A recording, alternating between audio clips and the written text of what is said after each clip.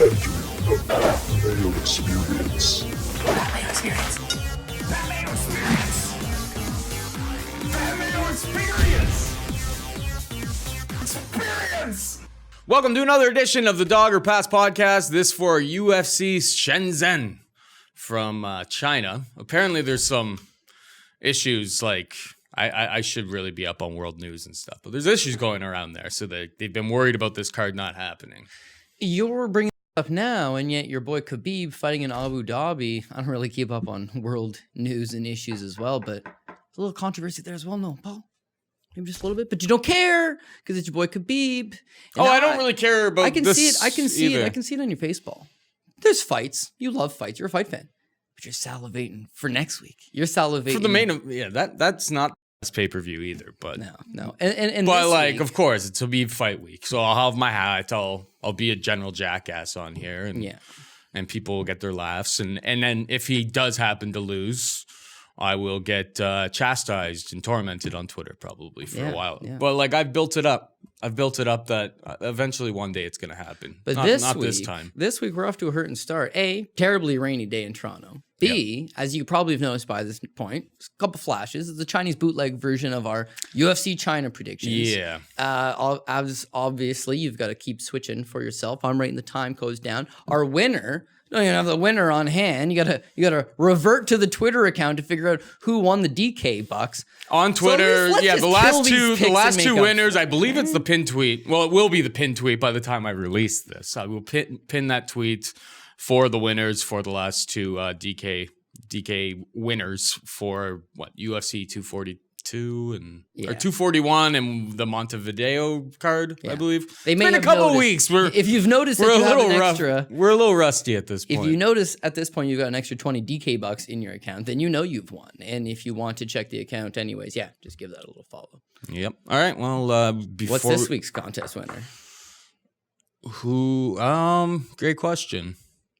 Who is your favorite? Which UFC debutante are you most excited to see on UFC Shenzhen? You can answer any of them. There's a lot of them. There's a lot of people who have never fought. I think mine would probably be IBRAGIMOV. We'll get to him. We'll get to him a little bit later down the card. Yeah, fair enough. Okay. Yeah. Okay. That's a good one. So leave your DK handle. Like the show. And say who you are most excited to see that hasn't fought in the UFC. Who's making their debut this weekend at 3 o'clock in the morning in Shenzhen that you're like, I can't wait to see blank. Yeah, exactly. Give your prospect. I was going to give mine, but yeah. This may be the hardest challenge that we've ever put out there to the people. There is no wrong answer. Considering the card. Okay. All right. Main event action. We've got Jessica Andrade taking on Weili Zhang. Jessica Andrade, 8,700 on DraftKings, minus 190 favorite. Zhang is 7,500 and plus 165. When I went back and watched Weili Zhang versus Tecia Torres, I know she's going to have a different game plan for this, but a lot of the situations where she got where she ended up in dominant positions, she utilized her strength in grappling. Now, I guess it's against Torres. She has that advantage, but that's not an out, I don't think, against Andrade. She'll slam you up on top of your head. So, I don't know. Zhang, obviously, she's going to have to gain her respect. She likes to throw a lot of spinning stuff, at least early on in the fight. Like, she have to gain Andrade's respect in that, to be able to stop her. Otherwise, I think Andrade's just going to walk her down and just, pummel this girl. The one big thing is that we're in China, though. So, how is Andrade going to react to that? How long has she been over there? I'm not too sure about that. Pick is Andrade, and I feel pretty safe with her, to be perfectly honest. What about you? Yeah, well, when we broke down Rose Namajunas versus Jessica Andrade, I mean, very clearly, Rose Namajunas has the striking advantage, and we perceive that Andrade would be stronger, more physical. She always comes forward. She's kind of like your boy, John Lineker. She's just ruthless and aggressive, and she's got that maybe a bit of a ground advantage. She slams on her head. You can't predict something like that, but she utilized what she does best versus what Rose does best. But there's no denying that she's getting picked apart in those stand-up exchanges. That's the one thing that worries me against Weili Zhang, is that I bet you she probably is a better striker. Is she a better striker than Rose, though? No, definitely not a better striker than Rose. That's the real question. Rose is ultra sound, ultra technical, ultra smooth, and she's a little bit taller. She uses her range, right? When you look at Jessica Andrade, she's like 5'2". everybody she fights is way taller than her. Weili Zhang's only like 5'4", not a whole lot taller than her. But technically, she does throw straighter punches versus Andrade's loopy hooks. But if you look at what is 3 rounds of Andrade versus Tisha Torres, Andrade has like 96 significant strikes and 10 takedowns. She's just relentless. Whereas when you look at Weili Zhang, she got hit a lot against Tisha Torres. It's just ultimately she ends the rounds on top in a dominant position, landing the better ground and pound and obviously winning the round. She wins that fight, but there's no denying that she doesn't have at least some spots standing where Tisha Torres is nailing her with big shots. To think that Andrade can't do the same thing. Now, listen, this price was like literally yesterday at 165 Andrade, and that it's like how could you not take the champion? It's so weird. This is, I think, a testament to the division and its popularity. But Rose wins the title; she's your champion, and she has to go to Brazil to fight the challenger in their home court for her first title defense. Makes no sense. Then you take Andrade is going to come to China for her. So like, I don't know what's going on here. So maybe you have a fighter in Weili Zhang that's going to step up to the occasion. Maybe it's going to be a close fight. She's got a good cardio. She's got good gas tank. She's able to win those stand-up exchanges. It goes late. Maybe she can win it. And if she is going to win it, I would think it's probably by decision. Also, she's not terrible with her grappling. I mean, we saw her score that armbar submission a few fights back. It's like against Jessica Aguilar. Aguilar's a Ricardo Laborio brown belt. Like she's been grappling, 10, 15 years. She's been fighting a very long time. And it's the triangle transition to the armbar. Like this girl's figuring it all out. She's got a late start to MMA, but now she's figuring it all out. She's putting it all together. She's a dangerous challenger. I don't love the price at 190. I loved it at 165. 190 is starting to get a little bit out of hand. But I think the consensus here is you got to go champion. And if she isn't winning the striking exchanges, well, then she could very just switch it to plan B. Power bomb this girl by any means necessary. It's not as if we're talking about it like it happened one time against Rose. It's like, no, this is what she does. That's why it was a viable option for her to rough up Rose, and she did. It's a viable option too that and she's not going to knock her out with a slam, but just get her down, use those takedowns. We haven't really seen somebody exploit that against Weili Zhang. So I think you got to go to the champion. The price is starting to get out of hand. I got a feeling by fight time it might be as bad as 210 unless people are having a terrible night and the money starts going the other side because people are chasing dogs. But yeah, you're getting a UFC champion that's deservedly so in this spot. A bona fide champion for less than 2-1, $8,700 on DraftKings. Did I just mention how she fought Tisha Torres for 3 rounds and had 97 significant strikes and 10 takedowns? The girl's a machine. Again, she's female John Lineker. And we love rostering John Lineker. But she's John Lineker with grappling. Yeah, so like John Lineker's not shooting takedowns. He's not slamming people. That's fair. I mean, he would slam somebody if the opportunity presented itself. Takedowns are the best way to score points. $8,700 is a great price tag. And I would go as far as to say, even if you're sitting at home right now and you disagree with me and you think, you know what, I'm taking a poke on the dog. I'm taking Weili Zhang. Andrade should still be a decent cash game play. You could maybe stack that in cash game. Because even if she loses, you're probably going to get 3-4 rounds out of her.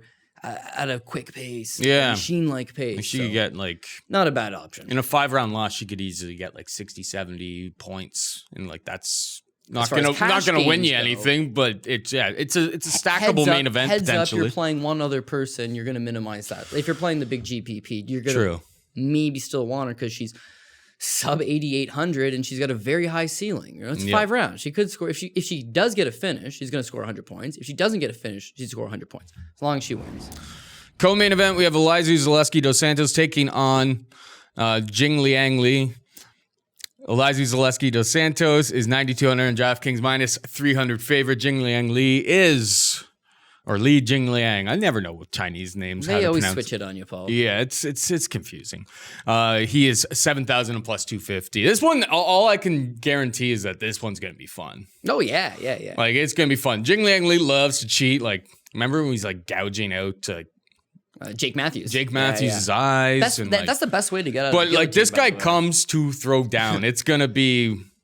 If he can control the action, he will. But like against ZALESKI's just an absolute murderer.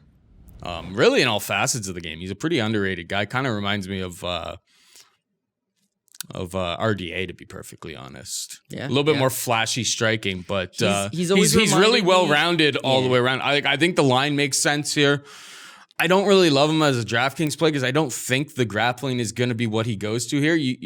It's like first round knockout or bust, but I definitely like ZALESKI to win the fight here. What about you?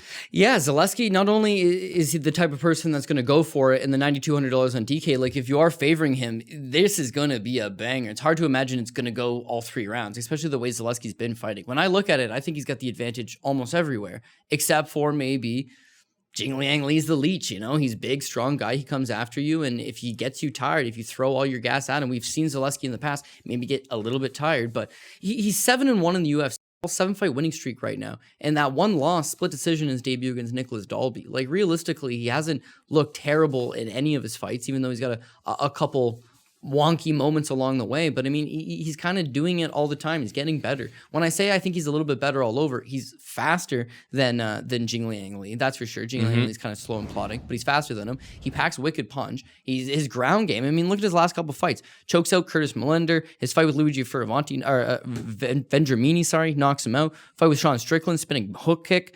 Fight with Max Griffin, Lyman Good. Those are all decent contenders. Keita Nakamura, he's got a win over Jingliang Li.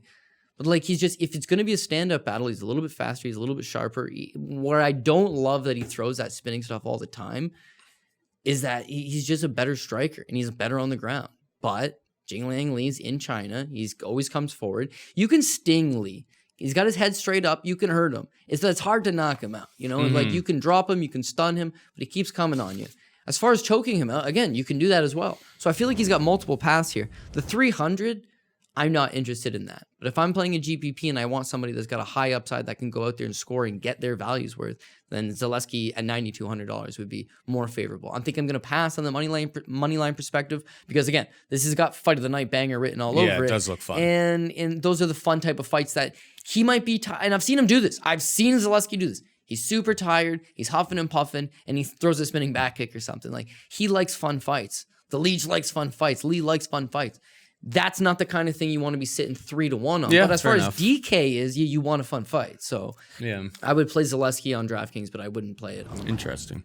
All right, we have Kai Kara France taking on Mark De La Rosa. Kai Kara France, 9,100 on DraftKings, minus 225 favorite. Mark De La Rosa, 7,100 and plus 185. Who you got here, Cody? Yeah, see, I'm going to go with Kai Kara France. One thing I'm going to give you and I talk about this all the time, right? This is a kid that doesn't look good in his last fight whatsoever. There's a lot of hype on him, but he comes out in his last fight against Rolian Pava, doesn't fight, gets a split decision, but I mean, he's getting beat to the punch. His takedowns, not super effective. Overall, his output, not great. You see where there are those glimpses, but he's not there. And people are drawing all these comparisons of like, oh, here's a guy that's out of the same camp as Israel Adesanya, and he's out of the same camp as Dan Hooker, and he's out of the same camp as Robert Whittaker, and these guys, and he's spending time with the best guys in the world, and he's getting better. But you have one bad performance, and all of a sudden, geez, how good is this guy? How realistic? But 26 years old, Paul. So if people want to write him off and I could get a good price on him, I'm willing to suggest that he's got better overall skills, I think, than Mark De La Rosa, who's a good ground specialist and is coming back down to 125 pounds. And does worry me that he might be better with the ground game, but ultimately, I just feel like he's going to get stood up. When he does get stood up, he's going to get touched up. When he does get touched up, he's going to be losing, especially to a Chinese audience and a Chinese judging system, that the failed takedowns, it's not like in America where like, oh, I got punched up 30 times standing, but I scored a takedown, spent 90 seconds on top. I might have won that round. That's not even getting scored here like that anymore. It's not super getting scored like that. Prior to that, he like looked... Alton Cunningham versus, what was the other guy's name? Who knows? Yeah. The Contender Series, where he was holding him up against the cage. Like that doesn't even, cage control doesn't even really count as anything anymore. Yeah. Well, that's the problem. So you go by different criteria, different judging systems. You don't really know what they're looking at. You don't really know what they're scoring.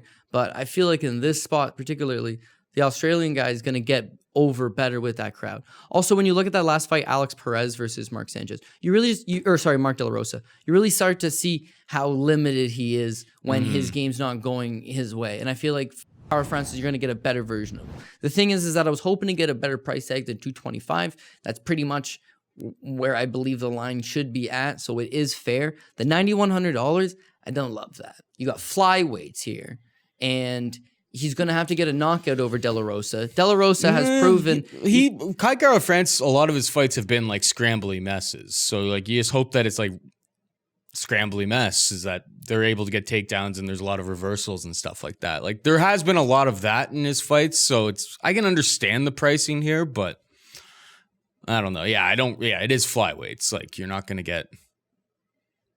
I don't think the first round knockout is really too much in play here, to be perfectly honest. I don't think it's in play either. I mean, Mark De La Rosa, he hasn't proven to beat Chinny. I mean, his 2-2 in the UFC, his 2 losses, Tim Elliott caught him by submission, Alex Perez beat him by decision. His 2 wins in the UFC, Alex Garcia and Joby Sanchez. He's taking a big jump up in competition in terms of where his wins are at. So I feel like he's going to lose this fight. But whereas you say that a lot of Cara Francis fights usually have a bunch of scrambles, if I'm taking on a guy who's a BJJ black belt, who wants to get me to the ground and maybe has a bit of a wrestling advantage, and I know I could just maybe stuff the takedowns and box this guy up standing, that's what I'm going to do. And I feel like that's what he's probably going to do. So whereas maybe if it's one of those flyweight fights that's all over the place, it's going to play out like that. But because this is not grappler versus grappler in one of those type fights, I would pass on that. So whereas the last fight, I'm saying no money line, but I'm interested in DK. This fight's actually reversed for me. I would say that I'm interested in the money line, but not particularly interested in that. And if you do like De La Rosa, how is he going to win? Maybe he could catch a submission.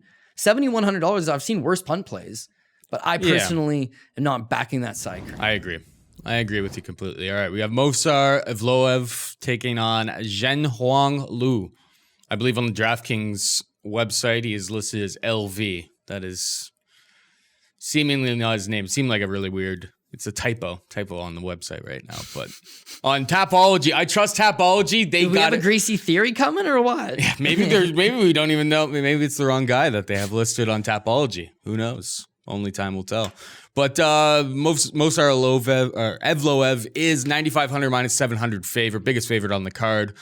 Liu is 6,700 and plus 500 underdog. I don't know. Like, watching Liu, he seems to like to go to his grappling, and I think he's just going to lose all of those exchanges against EVLOEV, who I forget who off the top of my head was. Mike Grundy. Yeah, Grundy. He was getting ready for somebody else who was very good at grappling, and that would have been a lot more interesting. Like, this is like, Zhang Liu is like Grundy without the, borderline Olympic level wrestling. Yeah. So this is like a cupcake matchup for EVLOEV. It's going to be a grapple-heavy fight. He's 9,500 on DraftKings, but I could see him scoring. I know he didn't really wow with 83 points in his first time out, but I think this is an even more favorable matchup. Choi wasn't he wasn't too bad. He had some pop in his hands at least. There was a little bit more threat of that happening. Like, I think everything just plays right into EVLOEV here. It's whether you want to pay 9,500. Minus 700, of course, is super, super wide too. It ends up probably just being a stay away in general, but I'm picking EVLOEV to obviously get the W here. Yeah, I mean, it's just a shitty price tag. That's like the main reason you'd want to avoid it. But yeah, no, everything points to EVLOEV. Not only does he have the superior style, but like, this fight's already happened before. Both guys met on an M1 challenge event way back in the day. Well, not way back, it was like 2015. And it was EVLOEV's second pro fight versus this guy's like 9th pro fight. I think he was 6-2 at the time. So it was his 9th fight versus EVLOEV's second fight. When you watch that fight, EVLOEV, he gets in trouble in some spots, and it's only a 2-rounder as well. But whenever he wants him down, he just takes him down. Mm-hmm. And then that's about it. But when he is on the ground, he's making a bunch of rookie mistakes, man. But now 4 years later, he doesn't make those rookie mistakes anymore. He's 21 years old at the time. Now he's like 26 years old. So he's improved in all areas. And now you've got the last time that he fought Liu was actually, funny enough, coming in on short notice. He put up a decent fight. I was impressed with what I saw, but ultimately he got tossed around. EVLOEV got the decision, and everybody moved on. And now, years later, Liu coming in on short notice, and I bet you he'll give a decent account of himself, but he's going to get tossed around. He'd be fun if he had some low-end guy, but not a former M1 champion who I gets at 145 pounds. There's the other thing here. He didn't look great his last time out, but that was his first time at 145 pounds. Like, he's the 35 M1 champ. He's 26. He's got great size for the division, so he moves up, and he doesn't look great at 45. He'll look better this time around. Full camp. How could you back the other guy? Was he going to catch him? Kid's undefeated. Like, you haven't seen a path of victory against him, so why would you back some Chinese late notice? That he's already beaten when he had no experience. So 700 makes all the sense in the world, but the kid lacks killer instinct, and for that reason, 9,500, I'm going to pass. I'm going to let other people play that because he could dominate him, he could rough him up, but there's something about him it that hurts would the back end of your lineup for sure. Yeah, well, he could score 10, 15 takedowns. Like, I'll admit that, but But because he shored up those little areas in his game, where the last time they fought, he'd get the takedown and Lou was able to work his way back up. But this time it's like he's not going to make those positional mistakes. Like he's just a lot better than he was. And you don't know what kind of shape Lou's in. Lou's actually a fun fighter, but EVLOEV doesn't fight a fun style. He fights a controlling blanket-like style, and that's what I love when I bet, but I don't love it when I'm paying $9,500 on DraftKings. So yeah, he scores a ton of takedowns to make me eat my words, but I think he just cruises to a decision and doesn't quite get up to that 95. We got Mizuki taking on Wu Yanan. Inoue is... or Mizuki, sorry, is 8,300 minus 140 favorite. Wu is 7,900 and plus 120. Who you got here? Yeah, well, this is why there's weight classes in MMA, because Mizuki Inoue is actually a far superior fighter in almost every facet of MMA. She has experience. She has the experience advantage. She has the striking advantage. She has the grappling advantage. She has the cardio advantage. She has absolutely everything. One thing is she's actually really small. And Yanan Wu is just this bigger fighter. So now I have Inoue who's coming in. And I don't think the fight, it's like relatively short notice. And she's coming up a weight class. And those are the kind of fights that, even though she's got all these advantages, it's going to be a factor. It's going to play a part that she's given up that size. But I can't overlook the fact that she's just a far superior fighter. I'm just going to give the quick rundown on her. She's only 25 years old, so we're going to get a better version every time out. But she beat Beck Rawlings at Invicta FC 6. She was 17 years old at the time. She beat up Beck Rawlings. She then entered the 2013 S Cup tournament, which is a shoot boxing tournament in Japan, winning that at 18, beats Amy Fujino, longtime veteran, at 18. And her losses, Karolina Kowalkiewicz on a split decision, Alexa Grasso on a unanimous decision, and then whatever, goes back to shoot boxing, does all that, and then lost to that Vernon Jandanobra on a split. She took the fight against Jandanobra on short notice. It was a title fight. It went 5 rounds. It's a split. 2 of her 3 pro losses here are splits to Carolina and Jandanobra. And then she beats Viviane Pereira, UFC veteran, in her fight right after. She never stops coming forward. She's got a great gas tank. She's got it all. When I look at Wu, Wu's a fighter that 2 fights ago, Paul, literally 2 fights ago, Gina Mazzani completely out-grappled her against the cage. Then in her last fight, this is the first thing you brought up. We didn't even talk about the fights before I got here. The only thing you brought up, you were like, She got dropped by a left hook by Lauren Murphy. You're like, man. And I was like, was it a slip? She got dropped. You're like, I don't care, man. The ref's head is in the way. You can't tell if it was a slip. And they never showed the replay. So it's like you see it, but like it kind of looks like maybe she'll slip, but also a left hook that rocks her, and then she gets an armbar from guard. From guard! Who gets an armbar from guard? Like, I'm not betting on anybody who has to resort to armbar from guard, because that's just, frankly, in like modern MMA, elite MMA, that doesn't happen anymore. You don't see it in like elite levels of the sport. Of course not. And like everyone has the escapes. Anybody who's any good has the escapes to those. Also, Inoue, even though she's got all this like kickboxing background behind her, like in kickboxing experience, I mean, she's a grappler at heart. She's a great grappler. So if she ends up in the same position, I think she wins the exchanges on the feet. If and when it does end up on the ground, she's going to have the advantage. And you look at that last fight against Viviane Pereira. Viviane Pereira, short, stocky, Brazilian grappling specialist. In that first round, she gets Inoue down. She ends up on Inoue. The whole time, Inoue is just blasting her with her offense off her back till she eventually gets back up, stuns her with her striking, gets on top of her, mauls her, and just steals the round back. There's like a minute left, just steals it back, just dominates. And then dominates round 2, dominates round 3, wins the fight. Like, because I can back that cardio, I feel like even though it's a relatively short notice fight, should be okay. The way to beat this girl is with the grappling. She's got that advantage. And I do feel like she's the better striker. So still young, getting better every time.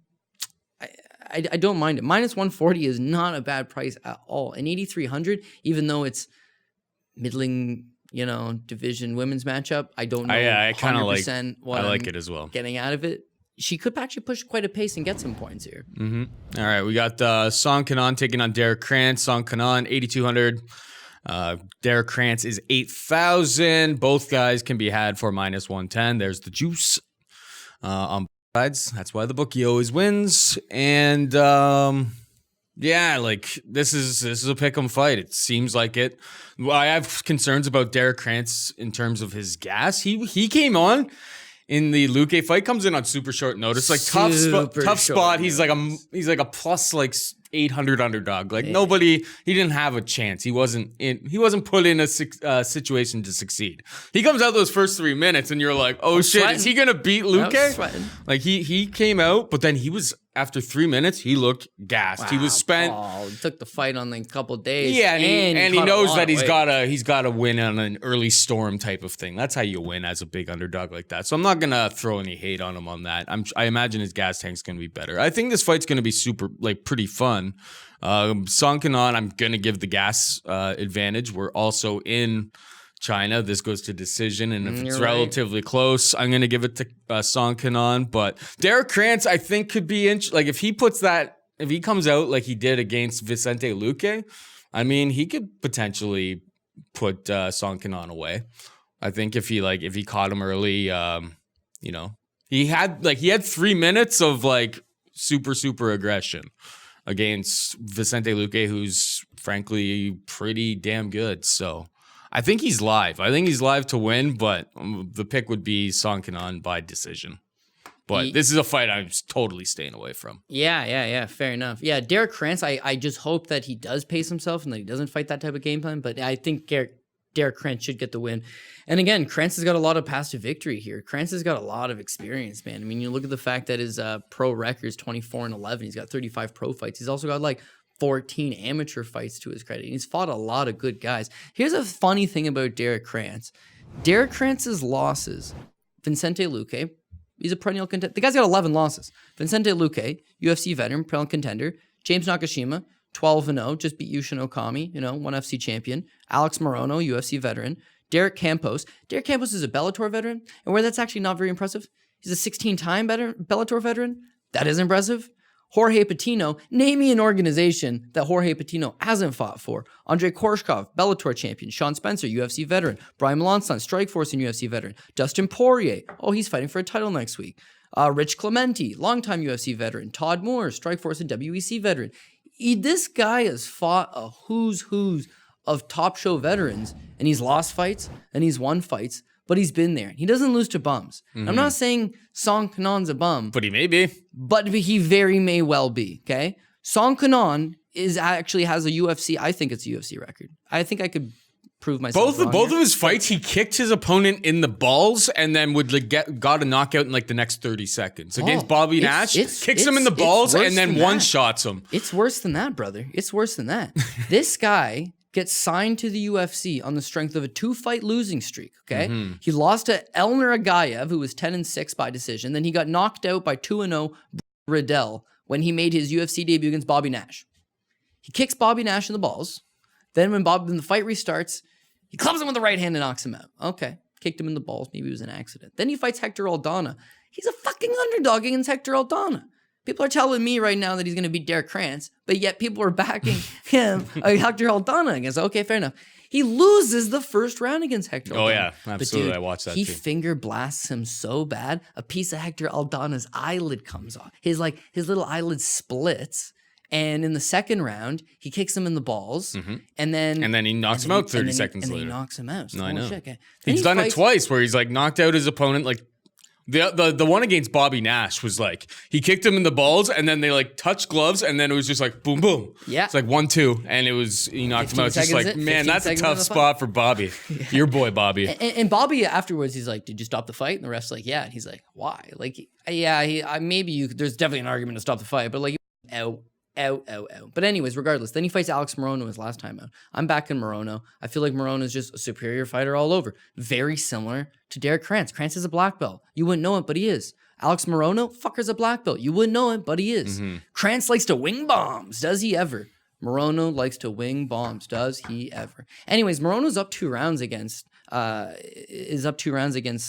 And what does Song do? He blasts him in the eye with the dirtiest eye poke. It causes Morono just to scream out in pain. Fight resumes. He tries to just go after him. Morono shoots for a takedown. Some bitch grabs the cage.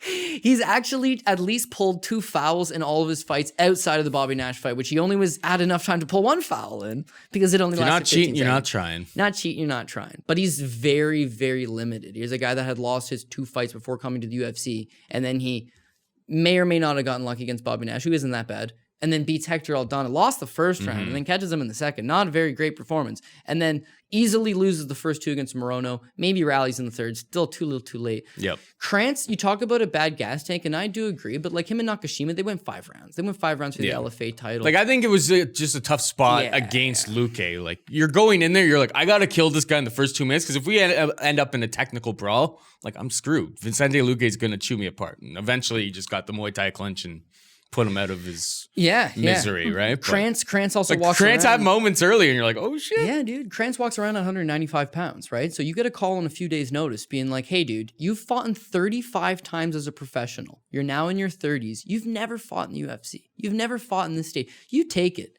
You take it, and you cut those 25 pounds. But now you know I took a fight on 2 days' notice. I had to travel to get here. I had to cut weight to get here. I've probably got about 5 minutes worth of cardio. But if I bum rush him, I got 2 minutes worth of cardio, but at least I got a shot. Like, what was he going to do? The punishment would be way worse being there in the second round with your hands low, gasping for air with Vicente Luque in front of you. He did the right thing, just go after you. Now I think he'll full camp, fight a better game plan. Again, better than Song in every department, I believe. And I do think he's $8,000 and he's a pick'em, you know? The pick'em side of it, I know I'm going to get a tight fight, maybe. Because I think that, even though he has gone 5 rounds, even though I'm saying I'm not super worried about the gas tank, I do think that the gas is going to go towards Song. I do think that KRANTZ is going to win the first round for sure. I think KRANTZ is going to be winning the second round, but you're going to start to get a little bit worried, and I think he's going to cruise in the third but not get finished, and he's going to win the decision. But for $8,000, he could just finish him. I'm definitely willing to take the chance on that. Yeah. But for the minus 110, it's a pick 'em. I would bet it as a pick'em. I wouldn't try to juice up a parlay with it because I do see the inadvertent risk. Yeah. But KRANTZ should be a minus 140 favorite, and because he's a pick'em, I'm going to bet him. We got Anthony Hernandez taking on Jun Park. Anthony Hernandez is 8,800 on DraftKings, a minus 190 favorite. Park is 7,400 and plus 160. Who do you got here?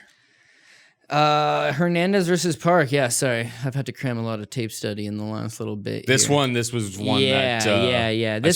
I struggled with the tape study. Well, this one actually got me. They blacked out the Hernandez fight, his last fight. It's not on Fight Pass, and even the Greasy sites were having trouble with it. But you could find it. Yeah, it's bullshit. It was. I don't understand why they broadcast. They black out fights on Fight Pass, like that have happened. Like who?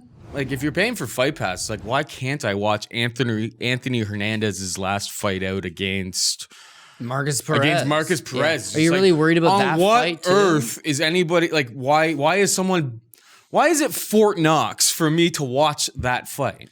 Why would that ever be black? Because they're like, we can get Paul to pay for some other service. Little do they know, they can't. There is no other service. But somebody in a room somewhere is telling them that you're willing to pay for it. I should be able to watch Marcus Perez versus Anthony Hernandez. You can. Whenever I damn well please. Because you know what? There's not many people on earth trying to watch Marcus Perez versus Anthony Hernandez right now. Yeah. They should be happy that I'm willing to. And they're not even going to let me. So here it is. It is what it is. I'll tell you something, right? So your misfortune could actually end up being our benefit, because the fact that people can't watch that fight is not allowing them to see the fact that he's not that fucking good, this Anthony Hernandez. He's just not. He's super green, man. He's 25, and he's finished pretty much everybody in the very first round. So what happens when you stretch this guy a little bit?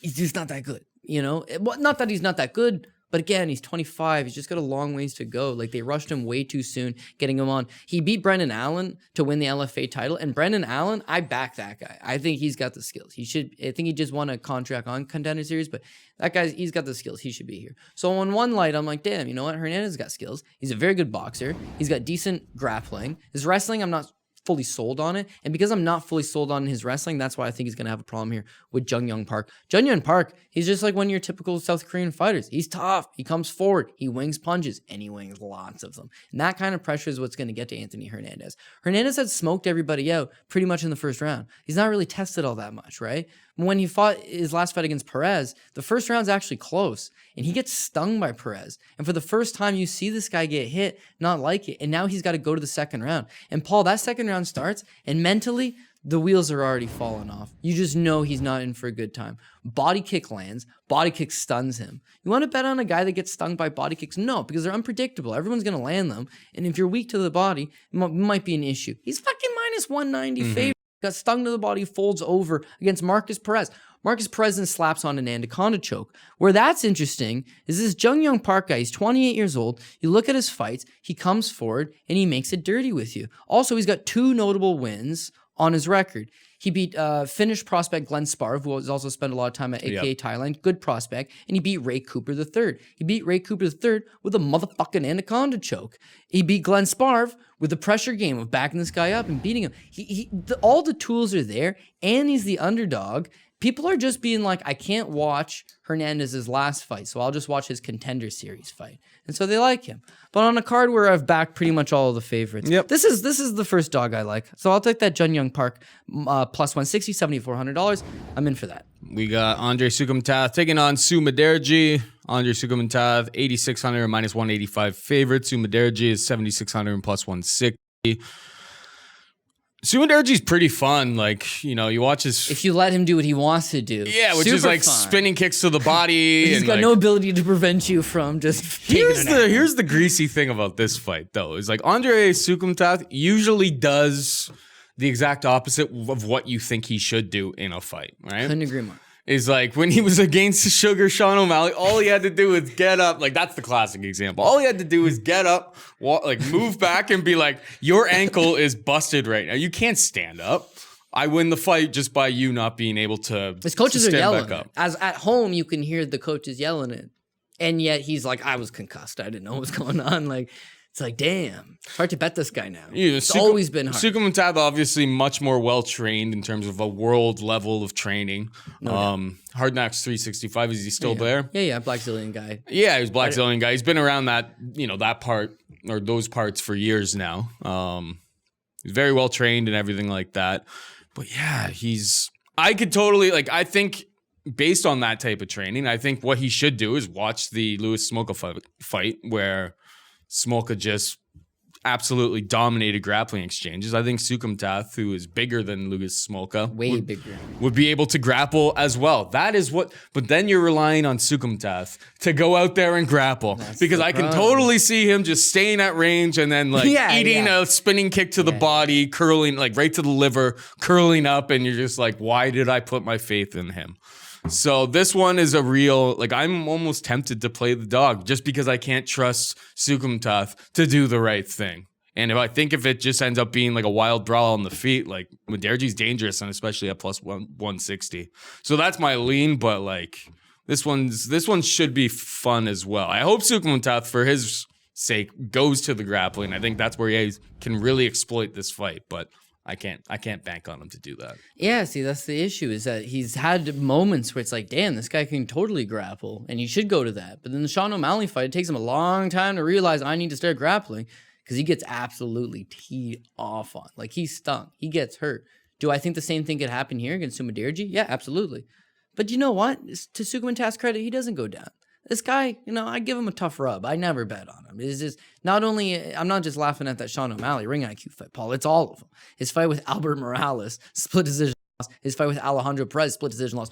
Paul, those are fights that were well within grasp for him. He just makes poor choices at the wrong time. The Luke Sanders fight, he is well on his way to losing that fight. And he fucking clips Luke Sanders, which, if you know Luke Sanders, and if you're listening to the show at this point in the show, you know Luke Sanders is. Yeah, that's just something that's prone to happen. The Sean O'Malley fight, again, he could win that fight if he just backs away, doesn't. He could be on a 4-fight winning streak in the UFC at this point. The Jonathan Martinez fight, we'll get to that in a second, then he loses to Montel Jackson. If he fights MUDAERJI the way he fought Jonathan Martinez all day, he wins this fight. Easy. He's got a significant grappling advantage. He's a much bigger guy. Not only did Lewis Smolka toss around MUDAERJI, Smolka's a decent grappler, by the way, but he's a fucking 25er. He's a natural flyweight who's got a tall, lanky frame, not known for his offensive wrestling. He goes out there and he literally has his way with this guy. Now he's going against SOUKHAMTHATH, who's a natural 35er, has gotten away with 45, but is a good size 35er with the grappling advantage. And to boot, he's not lost on his feet. He's a good striker. He's a technical striker. He's also going to have Henry Hooft and crew devising a great game plan about how to get past this guy.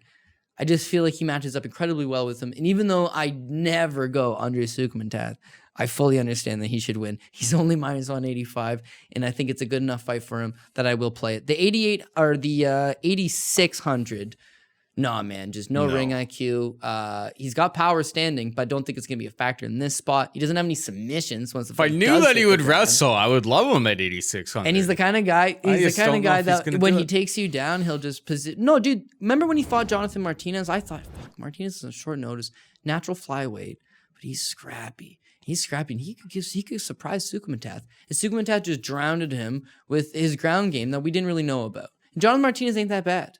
I know. So now I look at MUDAERJI. Fuck, dude, he's just like Jonathan Martinez. He's a natural 25-er who's not going to be fully prepared for this. He's giving up the grappling exchanges, fun on the feet. The grappling advantage is going to SOUKHAMTHATH, and he's going to play it. But yes, the worst, the lowest ring IQ fighter in the UFC. Yeah. I need to now rely on him to stick to the proper game plan. Very worrisome. -185, I'll give it a shot. $8,600 on DraftKings. I'm going to pass that side. Hadis Ibragimov takes on Zhang. Ibragimov is 9,300 -270 favorite. Zhang is 6,900 plus 230. What's your take here?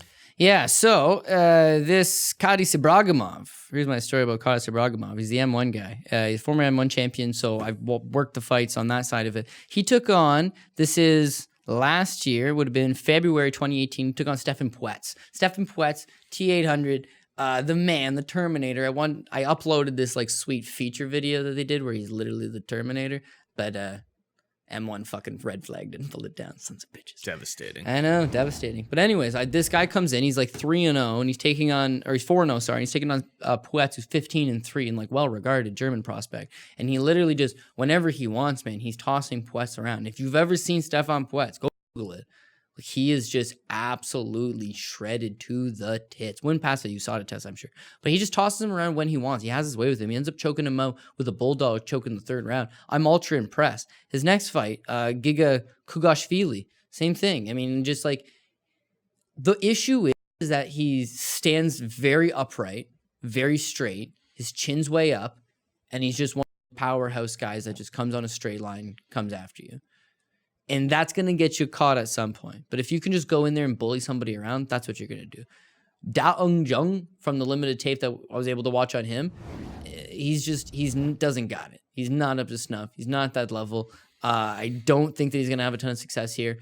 I don't know where he'd have any of the advantages, even though he might just be able to clip him because, I mean, they're 205ers, they're big guys. One guy comes at you with his head straight up on the line. Maybe you can catch him. But I haven't been impressed with what I saw. He doesn't look overly athletic. Doesn't look like he's got a huge ground game. When he was on top, it didn't look like he had an ability to like pass or anything like that. Ibragimov probably just stuffs any of his takedowns regardless, but I think he's just going to keep him standing, club him, beat him up, hurt him.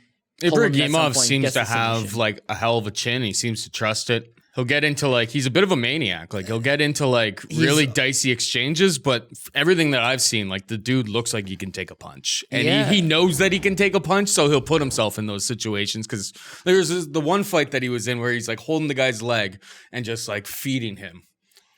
That was his last time out, I believe. Yeah. He got the first round knockout. Yeah. Right. Like he was just eating some shots because he was just like, I can do this and you can't. And then he ended up completely dominating. Like I think. Well, it's the same thing with the Stefan Puetz fight. It's like Puetz. I think he has enough to get through Zhang. Yeah. I'll just say that. Well, okay. There's the other thing, right? His last opponent, right? That Rafael Kijinchuk. He was 7-0. He was better. Giga was better. Stefan Puetz is better. This guy's already beaten a pile of opponents better than this opponent. Yep. He's making his UFC debut.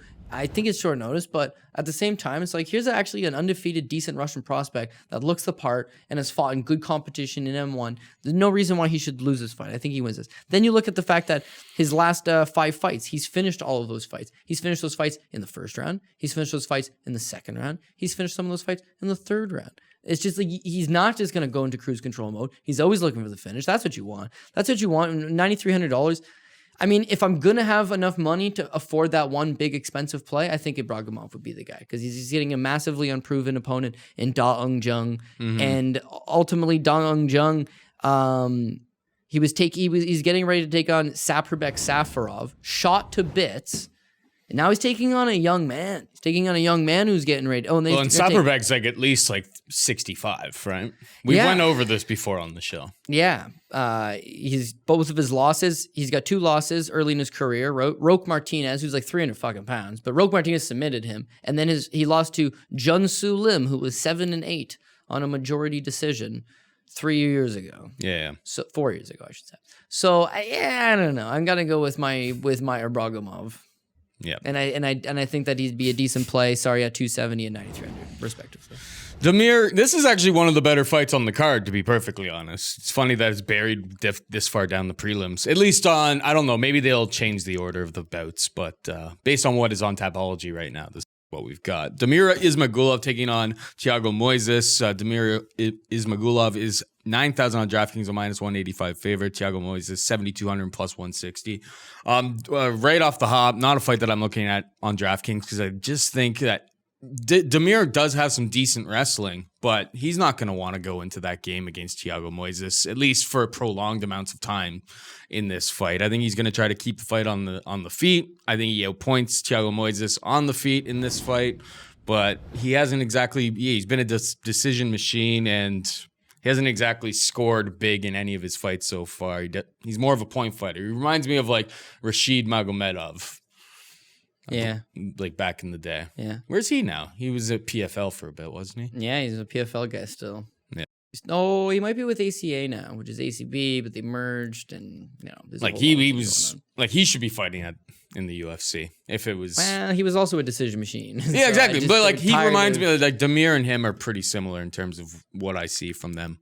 I like Damir to get the win here, but minus 180. Actually, I'm pretty. I wonder what the Damir by decision would be, because that may be a prop that I would be interested in. Yeah, yeah. If I'm looking at dogs with a shot, then Thiago Moises would be another one that I'd be looking at. I think at plus 160. The problem that I'm looking with Damir is that he's looked ultra impressive enough to me in his run in Russia, and now he comes to the UFC and he cruised in a decision to Joel Alvarez, who is very much the bottom end of what you're going to get at the UFC level. Just very, very much a bottom end fighter. He cruised a decision. I didn't like that. Then I go and I look back at some of his other fights. Okay, that Alex Gorgees.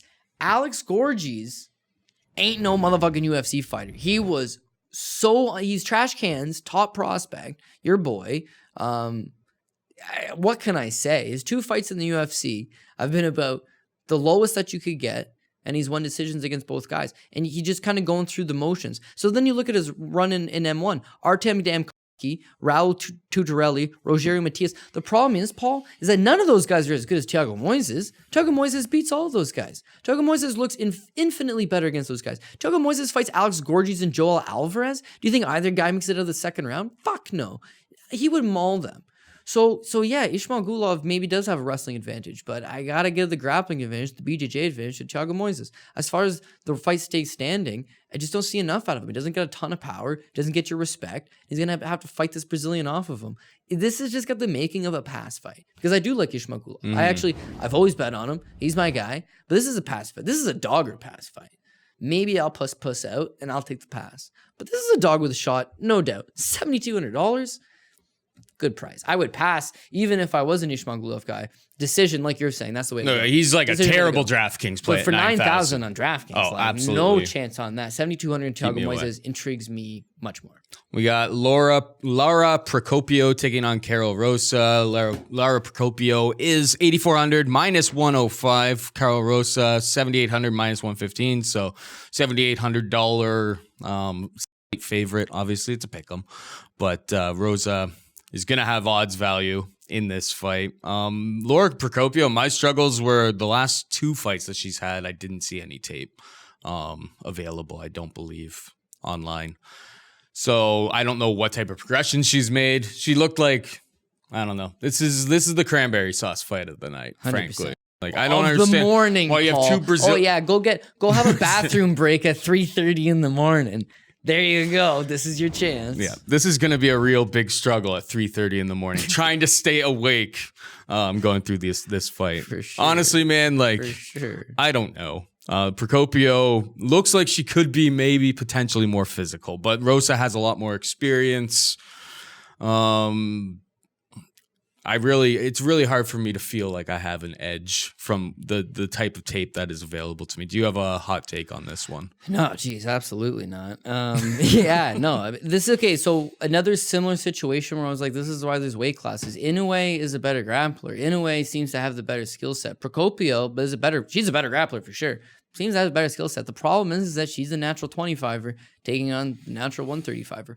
Both girls are taking the fight on short notice, but Carol Rosa was actually supposed to fight Jan Finney in that like canceled Battlefield fight card. And that was like a month ago. So she had a full camp, then would have approximately taken like 3 weeks off, right back into camp. She's going to be in good shape. Procopio is just a superior grappler. She needs to get this fight to the ground. She needs to get this fight to the ground in a hurry so that she can at least try to submit her. But if she doesn't get it to the ground, then she's going to start to fatigue, and then it's going to be an issue. But I got to go Procopio. I'm not going to lie to you. It's not like I'm an expert on either of these girls. So let's just break it down from like the most basic of standpoints when you're looking at tape on a really low-level fight that you think you might want to bet, right? Both of them are from respectable Brazilian camps with Carol Rosa being out of that PVT camp, that Piranha Valley Tudo, which is like Andrade comes from there, and like different people like that. But at the same time, you've got Procopio is out of Nova União, the best of the camps. Okay, fair enough. Well, what has Carol Rosa achieved in her fight so far? Okay, decent enough record. She has fought for just Favela Combat, Nakao Cyborg 3, MMA Brutus 1, Future FC 4. Okay, well, where's Procopio fought? Okay, Shudo Brazil. So she's a Nova União fighter, the best camp in Brazil, who fights a Shudo Brazil, the best promotion in Brazil, where she's currently the champion at 125 pounds. She's undefeated, and she's a very good grappler. Her striking is a work in progress, holy fuck. But she's not scared. She don't mind getting hit to close the distance, get a hold of you. Wrestling, not that good. But Carol Rosa, takedown defense, not that good. I got to give it to her. It's a greasy ass fight where there's limited footage available. You don't really know what version you're going to get out of them, and you're going by the basics of one's fought at a higher level, is out of a higher level camp, has the better skill set. Listen, we know what happens when striker versus grappler meet in the octagon, right? It's been proven at this point. But when you're not particularly great at either skill set, who's to say you don't get tired? Who's to say you don't get stood up and get beat up? So yeah, listen, I totally understand the downside. What I'm going to leave you at, though, is, and I'm going to look at this fight as many more times as I can, is that this could be, I don't want to say a make it or break it, Paul, but I think you're going to want one of these. Well, if you like Procopio, and like if the odds continue to move this way, Carol Rosa will be a massive leverage play. We always say this, though, and sometimes it doesn't actually play out that way. It doesn't play out that way. But Carol Rosa has been submitted in both of her last two losses. She's 2-2 in her last 4 fights, been submitted in both of those. Whereas Laura Procopio, both of her fights are decision, which is why you're getting a good price. But she's got a significant grappling advantage. If she gets the fight to the ground early, she could submit her early. If she submits her early and she's $8,400 and virtually nobody plays her, well, then we're looking at something that's very intriguing. So if you're playing multiple lineups, have a go, because I fully am aware of the risk that's involved in that. But I think Procopio could have some upside if you're looking to take a gamble. And finally, this one is like, what? Cranberry twice in a row? Batagrel. All right, this is why the Batagrel Dana takes on Hailey Alateng. So when I first looked at this on I think I was on Bet MMA Tips printing out. I always like to print out like their size, whatever, like that for the people. I had no idea whether this was a guy or girl before I actually I didn't know if this was a men's fight or a ladies fight. Oh, yeah. Based on those names, it's just like you could say one. Batagrel Dana takes on Hailey Alateng. If you say Hailey, it does sound like it sounded like hate Heidi or something. I was thinking, Hailey? I'm like, oh, maybe that's Hailey? like Heidi from there, but it's not. Could be a hipster name. These Hailey. are some guys. 8,500 minus 120 for Dana. Alateng is 7,700 plus 100. You got anything on this one? Yeah, like virtually nothing at all. The one guy, Alateng's like 12-7. Yeah. Dana is like 6-1, but has fought like nobody. Like this is bottom of the barrel here, ladies and gentlemen. Yeah, this is a tough one for sure. This is just my quick notes on this one as far as it goes. But okay, we'll start with Hailey Alateng, right? He's like 27 years old, not bad in that regard. Loses his second pro fight to Yadong Song, our boy, not very talented, but did make it to the UFC. But he fought a friend of mine, Dennis Purich, back in 2014 and got smoked. Clubbed, dropped, knocked out. Huge win for Dennis. He then lost to that Xingkang Zhao, who made it to the UFC, the bottom of the barrel, and then gets submitted by a fighter who was 0-0 at the time. And then Paul, he just fights just the bottom of the barrel. Beat my boy Kana Hyatt, but I mean, he was 14-15, so that's not a big deal. Loses to Kai Asakura, who's a total badass, just beat Horiguchi, and then wins 2 fights over fairly bottomed out level talent. So just like, there's not a whole lot that you can grab from that. But he is beatable. When he lost to that Kai Asakura, who again is a badass, got knocked down 29 seconds. And then he does have the loss to my boy Dennis, who knocked him out. He does have a couple knockout losses on his record. What I'm basing this one on is from looking at tapes on it, he appeared to have the striking advantage in the sense that he had a little more volume. Maybe he had better with... I just feel like a little more output. Had a decent kick game, had decent punches. Not a specialist anywhere, but maybe was an okay enough striker. Slight advantage to him. With Dana is an okay enough striker that I think he'll be able to hold his own, but he seemed a lot more physical and he had a wrestling advantage. And again, like the last fight, if you're going to base it on your limited knowledge of where either fighter is at, then I think I'm going to go with the fact that, from what I've seen anyways, Batgirl Dana was one of those classic Mongolian fighters. Like he was strong. He's probably wrestled his entire life, and when he's going to revert to it at the end of the day. The very few Mongolian fighters that you have seen on a world stage, they fight very much the same. Jadamba Naratangalang, he was their guy for a long time, but he was like an Olympian. Yeah, he was like an Olympian level like grappler. But all of these guys are just unbelievable grapplers. And when I was in Abu Dhabi, Mongolia was the team that was represented there, and it's the same thing. Like these guys, they're all cauliflower eared up. They grapple from the time they had a kids team. Mauling people. When you see them, you just know that physical presence that they bring. So I just feel like he's going to have that presence. He's going to have the wrestling advantage. And even though this is just a tight, greasy match that surely you want to pass on, because I'm in the business of giving you a pick or telling you who I would go with, that is who I'm going. I see people tracing dog money with Adatangalang. It's at plus 100 now. There's nothing more to be gained out of it. The $7,700, I don't know where this fight's going to take place. I don't know how it's going to go down. When I try to visualize it in my head, I can't get a good read on it. So $7,700 is still a big price tag. Flip side to the guy I think's going to win is $8,500. Like, even if he gets the wrestling going, he's not the kind of wrestler that's going to score 10 takedowns. He's not the kind of guy that's going to chain wrestle for 15 minutes. So completely pass on a DK standpoint, largely pass on a Moneyland standpoint, but the pick would be denied a decision victory based on his superior wrestling prowess. Just want to apologize to everybody for all the blinks throughout this episode. This is the Chinese bootleg. There's been tons of them. We've had this issue at the studio for a while now, and I've changed a bunch of chords and yada yada yada. And I thought that those were fixing it, but like now that the weather is kind of trash out there today, like I'm almost convinced it's a power sourcing issue just to the studio in general. So yeah, that's why like the audio's probably popped out a bunch over the course of this show, and the video is definitely flashed to black. People recognized it. Listen, the quality. Hopefully, we'll be able to fix it next week. The quality of the production reflected the quality of the card. Yeah, exactly. This is a really hard one. Like, if I'm gonna call a spade, this is a tough card, man. Like, we sounded very uncertain there, and dude, I am uncertain about a lot of this stuff. Way more. Like, yeah, our UFC 241 DC, like we had real hot takes. Like some of these fights, it's like hot takes. This is a little different. It's just a tough. It's tricky for sure. But you got any final thoughts there, Cody? Yeah, the UFC finally did us a favor that I know I'm going to wake up and watch it. Let's be real here. I'm sure most people won't, but I am. And whereas people keep telling me like, damn, dude, starts at 3 a.m, actually starts at 4 a.m. Because even the most hardcore of fight fans don't give a fuck about them first 2 fights. No, God, no. I'm not waking up at 3 to start that. You may have to, if there's any finishes. I'll wake up at 4 and I'll watch the rest of the card. Dude, I actually Procopio ROSA is probably I don't mind the rest of the card. I don't like those first 2 fights. The rest of the card, Demir. Yeah, it picks up at Demir. M1 champ Moises, that's sick. Caddis is an 8-0 former M1 champ. That's sick. SOUKHAMTHATH, he's earned his place. Park was a prospect. Hernandez was a prospect. He was on Contender Series. He got a little bit of hype. He's only 25. He's out of Sacramento. Yeah. Not alpha male. He's out of that. No, yeah. Like a lot of these fights have potential to be fun, but like Song versus KRANTZ, INOUE versus Wu.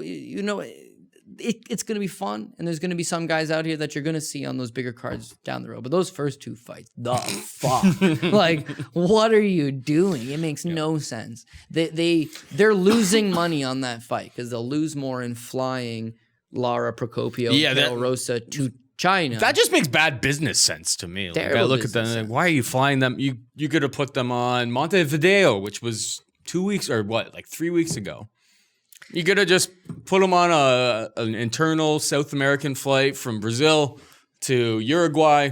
Sounds a lot more efficient with your money than bringing them over there. Nobody in China is going to care about this fight, I wouldn't imagine. Yeah. Unless I'm missing something, unless there's some sort of narrative here that I'm missing. But either way, final thoughts. You got everything? Are you going to go through your parlay? Yeah. Well, I might as well run through the greasy parlay here. We're going to go with Andrade. We're going to go with ZALESKI. We're going to go with Kara France, Movzar EVLOEV, Mizuki Inoue, Derek KRANTZ, who's not quite the dog, but at least is even.